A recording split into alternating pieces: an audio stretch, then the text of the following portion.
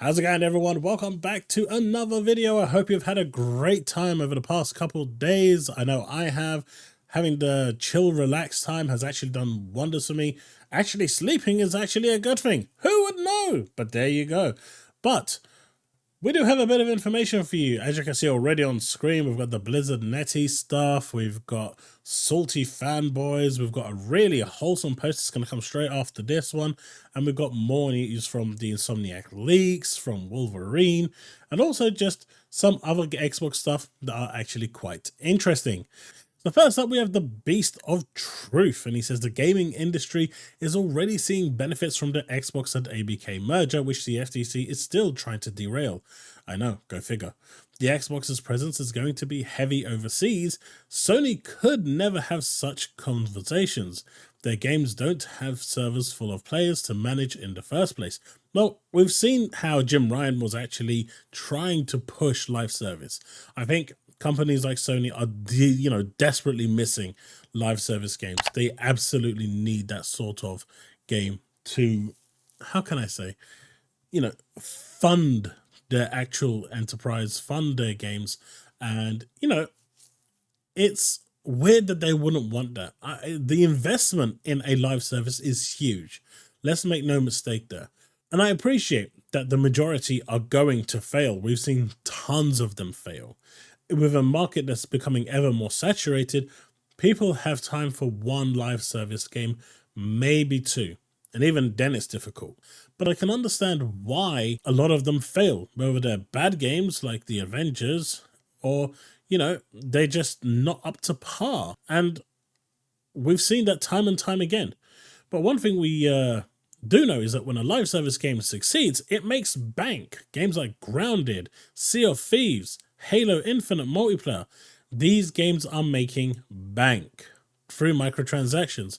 Forza, it's another game, whether it's Horizon 5 or Motorsport, it's going to make a lot of money because that's how they are designed. They release the game and then they continually fund it through additional content, whether it's racetracks, cars, new game modes, you name it, it's there. But it just enhances the game, makes the game better, and just develops the game further. That's what these sorts of games need.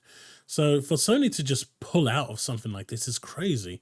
So, when he says Sony could never have such conversations, their games don't even have servers full of players to manage their manage in the first place, is 100% true. And Jim Ryan did have the right of it. It's a shame that Sony has decided to pivot away from it. And you see all these fanboys who turn around and say, yes, we're no longer doing live service. And I think they're actually, what they're doing is celebrating the downfall of a company. But as you can see here, Blizzard reportedly partnering with Chinese publisher NetEase again after Microsoft's acquisition. Now, from the little research I did, it seems Microsoft and NetEase do have some connection, but it's enough to get this merger back together and, get World of Warcraft back in China. From what I remember reading, they pretty much took it all down. So this should be actually quite interesting. I mean, it might not be World of Warcraft, but I remember something from Blizzard was taken down. This is really, really good news. No matter how you look at it, mobile gaming, especially in China, is huge, right? And considering Microsoft is looking to go into mobile gaming, they want as many mobile partners like NetEase as they possibly can get on their side. Also, China is one of the biggest gaming communities in the world, right? So you don't want to alienate yourself from there, even if they are having their new regulations for gacha games, which games like Genshin Impact, Honkai Star Rail, Punishing Grey Raven, all of these, even the ones that I play currently with Tower of Fantasy and Nikkei, they're all going to be hit quite hard in China. It'll be interesting to see if that actually follows through to Europe and the US, because that will really change the landscape for mobile gaming. Whether it'll be in a good way or a bad way is undetermined, but financially it will change a lot. This one over here is one I wanted to bring up. Now, this is something that there is an initiative going on by KMed, and he's actually got a separate thread which I will link in the description below. Now, this kid's reaction was absolutely wholesome. I'm just going to play it so you guys can see. It's his first console, and you know, his reaction to his father is absolutely wholesome. He got his first Xbox Series X. He apparently was a really good kid. He was grade A student. And so the Xbox community has decided that they are going to band together to, you know, offer this kid some Game Pass subscription cards or an Xbox credit. If you go to the thread in the description below, you will find all the information that you absolutely need in order to be able to make this happen. You can send it directly to the father that you're seeing there. We've already had reports where loads and loads of people have been showering this kid just because of his wholesome reaction, where he absolutely appreciated it. His dad was supposed to get him the Series X months ago, but due to issues with his truck that he used for work, he had to pay for, you know, bills before he could actually get that stuff. And, you know, the kid was so understanding, didn't really expect anything because he understands how, you know, the world works, and was absolutely gobsmacked. And that reaction is wholesome. So like I said, I'm going to have the link to the actual tweet where all the details are in the description below. If you feel like supporting, or if you feel like helping, even if it's like a £5 Xbox gift card, it's better than nothing. Make a kid's Christmas come, you know, sweeter than it is. That's it. All right, so this one over here, there's been a lot of talk about Starfield and whatnot being bad, negative, horrible. And, you know, for some reason, Starfield has now decided to become the central focus again because no other news is making clicks. But again, people are saying that there's no review bombing for Starfield on Steam. And played for 0.8 hours. I'm doing my part, and clearly they refunded the game, obviously. They only bought it to actually put that comment down and then leave. But as I said here, Starfield review seems legit. No review bombing on Steam at all. There is a ton of review bombing. And as we know, the remarks that Bethesda decided, you know, the replies that Bethesda decided to make on Steam probably wasn't the smartest thing to do. But I will say it's clear that Starfield, regardless of how you look at it, has become the most hated game of all time. There's no two ways about it. They've got the media against them. They've got the, you know, the DEI people against them. They've got a PlayStation fan base against them. They've got the lemmings, you know, the herd lemmings against them. It's weird, man. It's weird. But then you have this, right? Just because I was replying to Paul Tassi saying how I personally enjoyed the game and I liked the game, this is what this weirdo decided to post. You being satisfied by industrial gruel means that it is all that will be made, because subhuman animals are a much larger market share than people who actually care what they're doing in games. Your existence makes mine worse. And the good thing is, as you can see, I've reported him and hopefully his account will be deleted. This isn't a sock account either. So maybe this will actually be a lesson to this person to actually have some human decency. But this is the reactions that I'm getting just because I say I like Starfield. And yes, they are a pony, unfortunately. This is the big one that we have here right now. Now, I know this is actually a Starfield post, but one thing that I've seen here, which I think is really interesting, is that the Elder Scrolls Skyrim Apotheosis will massively expand the game in 2025. So we won't be seeing this expansion in 2024, but Skyrim is getting an expansion. Now, I personally didn't even know about this.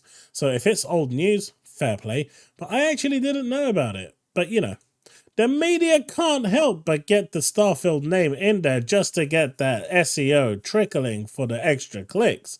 But Skyrim is huge, one of Bethesda's best-selling, most well-known games of all time. I know Morrowind is going to be one of the ones people call out, but at the same time, Skyrim has just eclipsed everything in terms of sales and whatnot. But, you know, it is an actual really, really good showing that we are going to get a Skyrim expansion after all this time. Now, the one thing I wanted to also add here is that considering that article, I don't know which publication this is actually from, but they're saying how Starfield could never compete or stand up And yet Starfield has already shattered Skyrim's concurrent player peak on Steam. And don't forget, Starfield was available on Game Pass as well, not just on Steam. So that's actually a big win for Starfield. But I'm really happy that this is actually coming to fruition, and hopefully it will actually be an amazing piece of DLC expansion that will further the awesomeness that is Skyrim. Now here we have the top 5 most concurrent games played on Steam in 2023. Now what does that mean? That means how many people were online playing the game at the same time. Now Hogwarts Legacy, which didn't even get a single nomination, had 879,000. Of course, Baldur's Gate 3 came close in second with 875,000. I'm guessing they are kicking themselves a little bit because I guess they were so close to that first place.